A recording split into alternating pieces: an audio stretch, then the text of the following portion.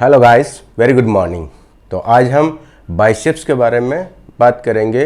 Dumbbells के साथ में जब भी हम बाइसेप्स करते हैं तो उसको दो तरीके से कर सकते हैं। एक है जिसमें हम दोनों डंबल्स को ऐसा साथ में मूव कराते हैं और एक है अल्टरनेट। पहले आपने ये वाला किया फिर ये वाला किया। ओके, अभी दोनों में क्या डिफरेंस है, कौन सा वाला बेटर है, ये आज का हमारा टॉपिक है। तो पहले हम इसका फॉर्म टेक्निक देखते हैं कि कैसा होता है, कैसे करना चाहिए, क्या कॉमन मिस्टेक्स होती है, फिर उसके बाद में डिटेल से बात करेंगे। ओके, सो मेरे पास ये 5 किलो का डंबल्स है। नॉर्मली आपने देखा रहेगा जो लोग जिम में डंबल्स के साथ में बाइसेप्स मारते हैं, पहला तो ये कि उनका डंबल्स जो है ऐसा सामने रहेगा, फिर एक बार ये वाला मूवमेंट, फिर ये वाला, राइट, ऐसा, फिर ऐसा। अब इसमें क्या हो रहा है, देखो सबसे पहला है कि ये डंबल्स जो है इनको हमको है ना ऐसा साइडवेज रखना है, न्यूट्रल पोजीशन में, एकदम ऐसा साइड में नहीं, ओके, और एकदम ऐसा आगे की तरफ नहीं, ऐसा न्यूट्रल रखना है। जो हमारा एनाटॉमिकल पोजीशन है, जो हमारा न्यूट्रल पोजीशन है, उसमें हमको डंबल को पकड़ के रखना है। ओके, तो यहाँ पे रखने से क्या होता है, देखो ये एक तो ऑकवर्ड पोजीशन है, आपको ऐसा रोटेट करके रखना पड़ रहा है। ओके, ऐसा वाला मूवमेंट, तो ये फंक्शनल नहीं है। फंक्शनल मूवमेंट का मतलब क्या होता है, जो आप अपने डेली रूटीन में जो भी टास्क कर रहे हैं, जो भी काम कर रहे हैं, उसका सेम मिमिक्री एक्सरसाइज में होना चाहिए, राइट। तो हम जैसे समझो फॉर एग्जांपल, अगर मेरे को कोई भी आप जैसे मेरे को कोई भी चीज़ दे रहे हैं, तो मेरा हाथ कैसे घूम के जाएगा, ऐसा ऐसा टर्न होके जाएगा। मैं कोई भी चीज़ लेने के लिए ऐसा मेरा हाथ का मूवमेंट करूँगा, मतलब ये वाला मूवमेंट आपका डेली रूटीन में होता है, राइट, ये वाला। तो हमको ऐसा मूवमेंट करना है जो एक्चुअल में वो फंक्शनल मूवमेंट हो। हम पूरे दिन भर हाथ को ऐसा लेके नहीं घूमते, राइट। तो हमको क्या करना है, डंबल्स को न्यूट्रल पोजीशन में रखना है, यहाँ पे ऐसे नहीं। ओके, तो यहाँ न्यूट्रल पोजीशन रहेगा, फिर यहाँ से ऐसे, तो ये डंबल्स जो है ना ऐसे घूम के आएगा, ये ऑटोमेटिकली घूम जाएगा, आपको घुमाने की ज़रूरत नहीं है। जैसे हाथ यहाँ से न्यूट्रल पोजीशन से बाइसेप्स मारने के लिए ऐसे ऊपर आएगा, तो ये ऑटोमेटिकली रेडियस अल्ना का जो मूवमेंट है वो ऑटोमेटिकली हो जाएगा, और ये ज़्यादा फंक्शनल है। और इसमें क्या हो रहा है, बाइसेप्स के साथ में आपका फोर आर्म का भी मूवमेंट हो रहा है, और ये नेचुरल मूवमेंट है। ओके, तो दूसरी इंपॉर्टेंट चीज़ जो है वो ये है कि जब भी हम ये वाला डंबल अल्टरनेट करें, तो इसमें क्या हो रहा है, जैसे मैं डंबल को ऊपर ले जाने की कोशिश कर रहा हूँ, तो दो तरीके से चीटिंग हो रहा है। देखिए, पहला क्या है, जब मैं इसको ऐसे लेके जाता हूँ तो मैं अपनी लोअर बॉडी, अभी ये लाइट वेट है इसलिए आपको इतना डिफरेंस पता नहीं चलेगा। जब हम हैवी वेट के साथ में करते हैं तो कैसा मूवमेंट होता है, ये राइट, ऐसा मूवमेंट होता है। तो इसमें क्या, मैं लोअर बैक से बॉडी के साथ में ऐसा उठा के डंबल को ऐसा पुल कर रहा हूँ, तो मतलब आपके लोअर बॉडी से चीटिंग कहीं ना कहीं इसको सपोर्ट मिल रहा है, तो ये एक तरह से चीटिंग मूवमेंट हो गया। तो पहला डिसएडवांटेज क्या है कि जब हम 1 बाय 1 करते हैं तो ये चीटिंग मूवमेंट होता है। दूसरा इंपॉर्टेंट चीज़ क्या है कि जब भी हम ये वाला करते हैं, तो अगर समझो मैं एक सेट मारता हूँ दोनों को साथ में, तो मैं 10 सेकंड में ख़त्म कर रहा हूँ एक सेट। लेकिन अगर मैं अल्टरनेट कर रहा हूँ तो कितना टाइम लग रहा, 20 सेकंड लग रहा। तो एक तो मेरे फोर आर्म को 10 सेकंड ही सारा टोटल वेट जो है होल्ड करके रखना पड़ रहा है। अगर मैं अल्टरनेट करता हूँ तो मेरे को 20 सेकंड होल्ड करके रखना पड़ता है, क्योंकि जब मैं इसका परफॉर्म कर रहा हूँ तो मेरे इस हाथ में वेट है, होल्ड करके रखा हूँ, तो मेरा मसल्स अननेसेसरी थक रहा है। देखो ये मेरा फोर आर्म में फटीग आ रहा है, क्योंकि जब मैं इसको काम में ले रहा हूँ तभी भी मेरा ये मसल इंगेज, मैं इसको डंबल को छोड़ नहीं सकता। फिर ये किया तभी, तो 20 सेकंड तक फोर आर्म पे ये लोड आएगा। हेवी वेट की बात करें हम लोग एडवांस लेवल पे, जब हमारे हाथ में 20, 25, 30 किलो का डंबल हो बाइसेप मारने के लिए, तभी हमको रियलाइज होगा कि एक एक सेकंड कितना इंपॉर्टेंट होता है। तो जब भी हम अल्टरनेट करते हैं तो पहला ये कि जब हम 20 सेकंड ले रहे हैं अल्टरनेट घुमाने में, तो ज़्यादा ड्यूरेशन बढ़ रहा है सेट का।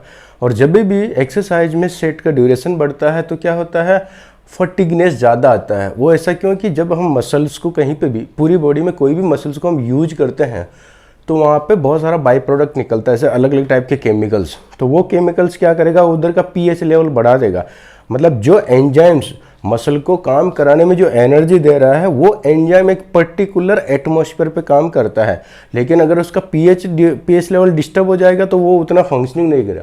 इसलिए आपने देखा रहेगा कि लाइट वेट भी अगर आप ज़्यादा ड्यूरेशन तक कर रहे हैं या ऐसा होल्ड करके रखा है ज़्यादा देर तक, या हाथ को ऐसा होल्ड करके रखा, तो क्या होगा, ज़बरदस्त पेन होगा, ऐसा फटिक फील होएगा, ऐसा लग रहा है जैसे हमारा मसल में बहुत ज़्यादा ब्रेकडाउन हो रहा है। लेकिन वो मसल ब्रेकडाउन की वजह से ऐसा फील नहीं होता है। वो बर्निंग सेंसेशन जो फील होता है वो अननेसेसरी केमिकल प्रोडक्शन की वजह से होता है, जो बाई प्रोडक्ट होता है, जैसे hydrogen ion, lactic acid. Okay, तो नॉर्मली कैसा रहता है, उसका एक साइकिल रहता है कि आपका जो भी बाई प्रोडक्ट निकलेगा लैक्टिक एसिड, वो जाके लीवर में उसका एक साइकिल चलता है, उसका रिसाइकलिंग का साइकिल चलता है, जो जाके लीवर में फिर से एनर्जी में कन्वर्ट होगा, फिर आएगा। लेकिन जब आप ज़्यादा ड्यूरेशन बढ़ा देते हैं सेट का, तो उसमें क्या होता है, वो जो साइकिल है वो साइकिल गड़बड़ हो जाता है, आपका प्रोडक्शन वो कंजप्शन से ज़्यादा हो जाता है। जो रिसाइकलिंग हो रहा था, तो जो डिलीवरी जा रहा है लीवर के पास, उससे ज़्यादा प्रोडक्शन बढ़ जाता है। तो वो क्या करेगा, पीएच लेवल को बढ़ा देगा, तो फिर आपका वो एंजाइम जो एनर्जी प्रोवाइड करा रहा था वो काम नहीं करेगा। इसलिए हमको फटीग होता है कि अभी एनर्जी नहीं आ रहा, क्योंकि वो एंजाइम का एक्टिविटी कम हो गया, मतलब मसल ब्रेकडाउन नहीं हुआ। इसलिए हमेशा ध्यान रखिए कि कभी भी हम कोई भी एक्सरसाइज या कोई भी सेट कर रहे हैं तो कम से कम ड्यूरेशन में वो सेट खत्म होना चाहिए। ये भी एक तरह का फैक्टर है जो इंटेंसिटी बढ़ाने में हेल्प करता है। तो हम 4 तरीके से इंटेंसिटी का लेवल बढ़ा सकते हैं। आप पाउंडेज के थ्रू बढ़ा सकते हैं। समझो अगर आपने 100 किलो वेट के साथ में परफॉर्म किया, तो अगला आपने 2 किलो 4 किलो बढ़ाया, तो एक तरह से बढ़ गया। या फिर आप रिपीटेशन से भी बढ़ा सकते हैं। लास्ट सेट में हमने 10 रिपीटेशन किया, तो अभी आप 11 रिपीटेशन या 12 रिपीटेशन करेंगे, तो ये भी एक तरह से इंटेंसिटी बढ़ गया। या फिर रेंज ऑफ मोशन, अगर आपने समझो रेंज में और थोड़ा बॉटम में गए, तो वो भी एक तरह से इंटेंसिटी बढ़ी है। भले आपका वेट जो डाला था वेट सेम है और आपका रिपीटेशन सेम है, लेकिन अगर आपका रेंज ऑफ मोशन में इंक्रीजमेंट हुआ है, इसका मतलब फिर से आपका एक तरह से इंटेंसिटी बढ़ गया। समझो अगर मैं 1/4 तक स्क्वाट लेके बैठा हूँ, 100 किलो का स्क्वाट और 10 रिपीटेशन मारना है मेरे को, लेकिन मैं और थोड़ा बॉटम में जाता हूँ, तो एक तरह से इंटेंसिटी बढ़ गया। और फोर्थ फैक्टर जो होता है वो ड्यूरेशन। अगर मेरा पाउंडेज भी सेम है, रिपीटेशंस भी सेम है और रेंज भी फुल है, तो फिर क्या, अगर मैंने पिछला सेट 5 सेकंड में किया है, तो इस बार अगर मैं 4 सेकंड या 3 सेकंड में करता हूं, तो ये भी एक तरह से इंटेंसिटी बढ़ गया है। तो जितना सेट का ड्यूरेशन कम होगा, उतना ही इंटेंसिटी में इंप्रूवमेंट होता है। ओके, तो कोई भी सेट में ज़्यादा ड्यूरेशन नहीं होना चाहिए, ताकि आपका जो वो केमिकल का जो प्रोडक्शन होता है बाई प्रोडक्ट का, वो इकट्ठा हो, वो केमिकल इकट्ठा हो, इससे पहले आपका सेट खत्म हो जाना चाहिए। तो आपके पाउंडेज में कहीं पे भी कॉम्प्रोमाइज नहीं होगा। इसलिए ये बहुत ही इंपॉर्टेंट है, क्योंकि ये टॉपिक जो है, बहुत सारे लोग को ऐसा फील होता है कि जब आपने देखा रहेगा कोई भी सेट आप ज़्यादा ड्यूरेशन तक करते हैं, तो ऐसा बर्निंग सेंसेशन फील होगा।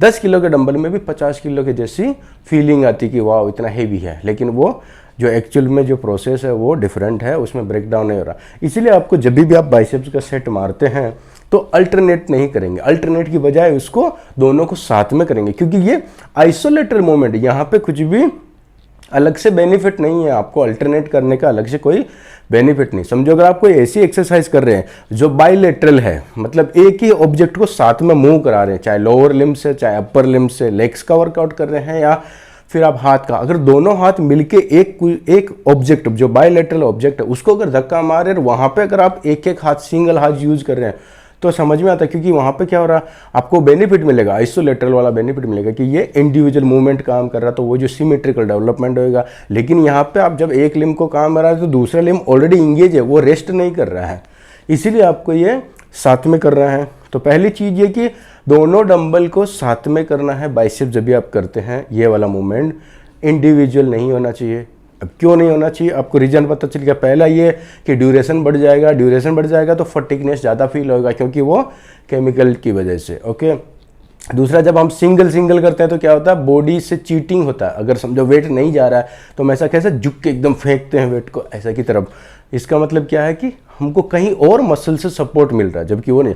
अगर आपका मसल इतना स्ट्रांग है, तो ऐसा मूवमेंट होना चाहिए ना। अगर मैं सिंगल भी कर रहा हूँ, तो बिना बॉडी हिले ऐसा आना चाहिए, लेकिन नहीं आता है, पूरा ऐसा एकदम लोग ऐसा मूवमेंट करते हैं। तो उसका मतलब क्या है, आपको लोअर बॉडी से, लोअर बैक से कहीं ना कहीं से आपको वो सपोर्ट मिल रहा है उसको ऊपर पुल करने में। ओके, तो ये 2 डिफरेंस है। इसकी वजह से आपको बाइसेप्स जो है रेगुलर वाला करना, मतलब दोनों को साथ में करना है। आप डंबल से करें, हम बात करें जब भी हम डंबल से करते हैं, आप बारबेल से करें तो वहाँ तो कोई ऑप्शन ही नहीं है बारबेल में, तो वो तो बाइलेटरल मूवमेंट है, ऑलरेडी वो साथ में होएगा।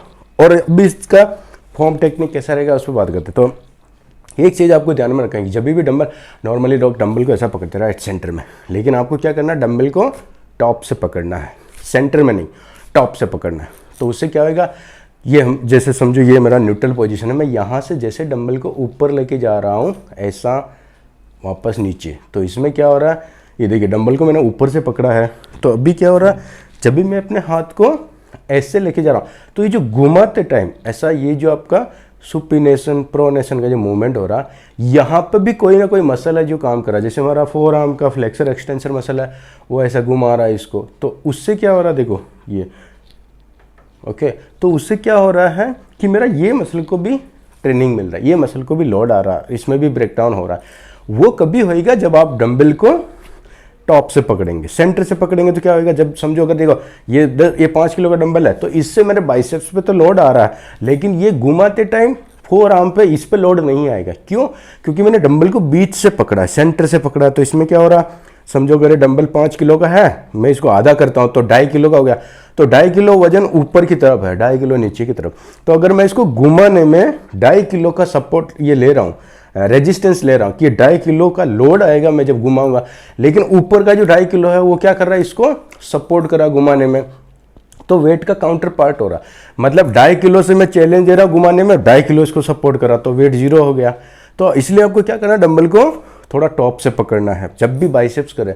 आप करके देखेंगे तो आपको डिफरेंस फील होएगा कि आप पहले सेंटर में पकड़ के 5 सेट मारिए, फिर इसको टॉप से पकड़ के फिर आप 5 सेट मारिए, फिर आपको डिफरेंस पता चलेगा कि ये इतना डिफिकल्ट क्यों लग रहा है, क्योंकि ये फोर आर्म के मसल को भी चैलेंज कर रहा है। तो अगर मैं समझो डंबल को सेंटर की बजाय ऊपर से पकड़ता हूँ, तो अभी ये जो है ये इक्वल नहीं है वेट, एटलीस्ट 1 किलो 1.5 किलो जो भी नीचे गया है, थोड़ा नीचे की तरफ ज़्यादा है, नीचे की तरफ ज़्यादा। तो क्या होगा, जब मैं इसे घुमाऊंगा तो मेरे ये मसल को लोड आएगा, ये ज़्यादा है, इसकी वजह से ये वेट कम से कम सपोर्ट करेगा ऊपर वाला जो पार्ट है। ओके, इसलिए जब भी हम बाइसेप्स करें तो पहला तो आपको ये चूज करना है साथ वाला, अल्टरनेट वाला नहीं। अभी अल्टरनेट वाला क्यों नहीं, आपको दोनों रीजन जो डिसएडवांटेज है अच्छी तरह से समझ में आ गया है। अब जब हम नॉर्मल वाला कर रहे हैं, ये भी कर रहे हैं, तो इसमें क्या चीज़ ध्यान रखना, एक तो आपका normal stance, shoulder with stance होना चाहिए, डंबल को न्यूट्रल पोजीशन में पकड़ना है। ओके, और यहाँ से सीधा डंबल ऐसे आएगा, फिर नीचे जाएगा, ऐसे ऊपर आएगा पूरा यहाँ पे, और जब ऊपर आएगा तो रिस्ट को ऐसा ट्विस्ट नहीं कराना है। कभी कभी ऐसा होता है कि हम और ऊपर लाने के चक्कर में रिस्ट को पूरा ऐसा घुमा देते हैं, ऐसा नहीं करना है, क्योंकि यहाँ से लेके यहाँ तक ग्रेविटी की लाइन, देखो ग्रेविटी के अगेंस्ट कभी आ रहा, ये मोमेंट से लेके यहाँ तक। अब ये ऊपर वाला जो लास्ट वाला जो फेज है, ये वाला, ये ऑलरेडी ग्रेविटी के पैरेलल मूवमेंट हो रहा है, तो यहाँ वैसे भी लोड आने वाला नहीं, तो आपको बहुत ज़्यादा ऐसे रिस्ट को ट्विस्ट करके और ज़्यादा एफर्ट डालने की ज़रूरत नहीं है।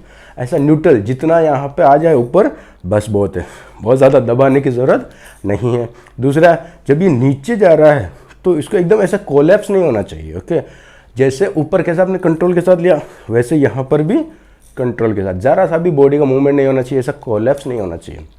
नहीं तो जो दोनों फेज में जो हमको बेनिफिट मिलता है, इसेंट्रिक और कॉन्सेंट्रिक, जब ग्रेविटी की लाइन के ग्रेविटी के अगेंस्ट हम उठा रहे हैं तभी मसल ब्रेकडाउन हो रहा, लेकिन उससे भी ज़्यादा मसल ब्रेकडाउन जब ग्रेविटी की लाइन में जाता है, हम कंट्रोल करते हैं उसको, कोलैप्स होने से रोकते हैं, तब और ज़्यादा ब्रेकडाउन होता है। आपने देखा रहेगा, फॉर एग्जांपल जब फ्लाइट टेक ऑफ करता है तब जो इंजन पर लोड आता है, और जब वो लैंड करता है तब जो इंजन पर लोड आता है, दोनों में डिफरेंस है।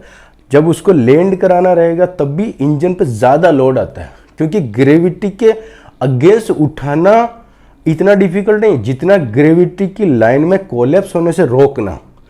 मतलब कोई भी ऑब्जेक्ट है, अभी देखो फ्लाइट है, नीचे कोलैप्स होने का, लेकिन इंजन इतना स्ट्रगल कर रहा उसको गिरने नहीं दे रहा, तो वो ज़्यादा चैलेंजिंग है।